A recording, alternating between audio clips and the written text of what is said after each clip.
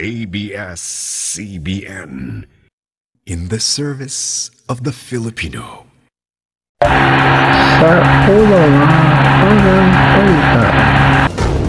Mga taga-Hilagang Luzon nagpahayag ng suporta at pasasalamat sa ABS-CBN. Patukalang ordinansa sa pagpapatupad ng physical distancing, aprobado na ng Konseho ng Baguio. 2 bagong kaso ng COVID-19 sa Tarlac na tukoy sa swab test. Region 2, wala nang naitalang confirmed case ng COVID-19 sa loob ng halos 1 linggo. Health workers at frontliners inuna sa mass testing sa Pangasinan. At mataas na bayarin sa kuryente, inirereklamo sa Ilocos Norte.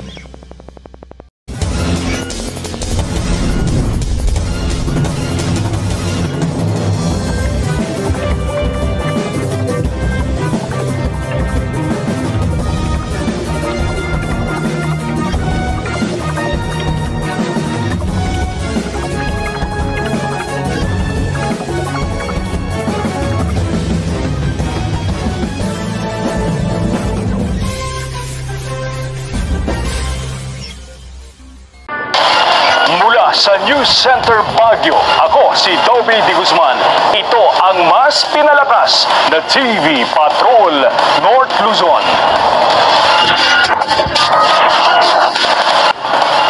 Manipod dito Ilawag City, Ilocos Norte, siya ni Grace Alba. At mula Santiago City, Isabela, ako po si Haris Julio. Manipod Kenny Pampanga. Ako po Grace, sino tawag ka?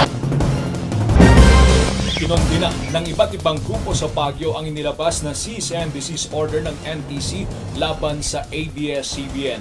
Isa o man itong paglabag sa malayang pamamahayag.